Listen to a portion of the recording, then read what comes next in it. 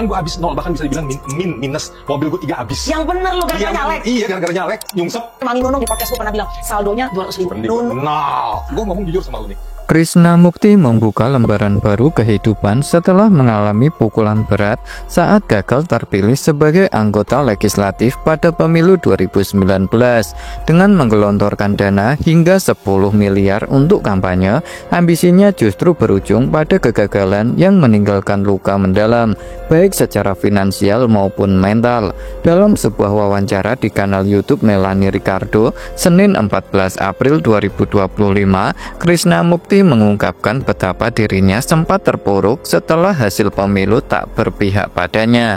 Jujur gue terpuruk banget. Waktu nyalek lagi di tahun 2019. Gue emosi, pengen banget jadi lagi. Gue pertaruhkan semua, dari aset sampai tabungan, demi bisa duduk di kursi dewan lagi. Tapi ternyata gagal. Kisahnya, tak hanya dirinya, beberapa caleg lain bahkan menghabiskan dana lebih fantastis, mencapai 15-20 miliar.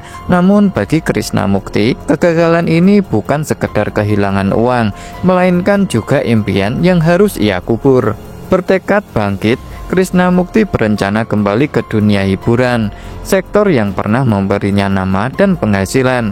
Namun nasib kembali tak bersimpati. Pandemi COVID-19 melanda, memukul industri hiburan dan menutup pintu penghasilannya.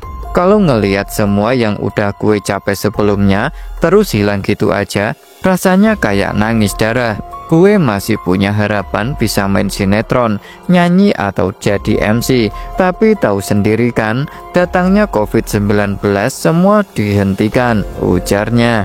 Kondisi itu membuatnya tertekan secara mental. Krishna Mukti mengaku sempat berada di titik terendah, namun bersyukur masih bisa bertahan tanpa jatuh di kondisi yang lebih buruk. Seniman waktu itu kan dilarang kerja karena pekerjaan kita berhubungan langsung sama banyak orang.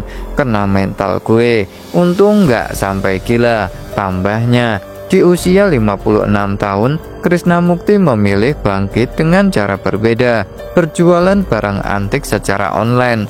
Hobi lama yang ditekuni dengan serius kini menjadi sumber penghidupannya. Gue hidup jujur dari jualan barang antik, online aja, karena gue emang senang sama barang-barang antik. Ya dari situ gue bisa hidup, jelasnya. Tak hanya untuk memenuhi kebutuhan sehari-hari, penghasilannya juga dipakai untuk melunasi sisa utang kampanye dari pemilu 2019. Masih ada tagihan-tagihan dari zaman nyalek tahun 2019 yang harus gue lunasi, ujar Krishna Mukti. Krishna Mukti mengaku dirinya sempat berpikir bisa dengan mudah kembali ke dunia hiburan.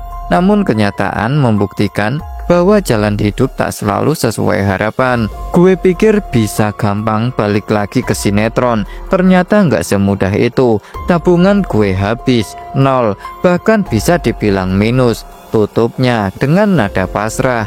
Kini meskipun tak lagi berada di panggung politik maupun hiburan, Krishna Mukti membuktikan bahwa kegagalan bukan akhir segalanya. Dengan tekad dan kreativitas, dirinya menemukan cara baru untuk bertahan, menjadi bukti bahwa kehidupan selalu memberi peluang bagi mereka yang mau bangkit.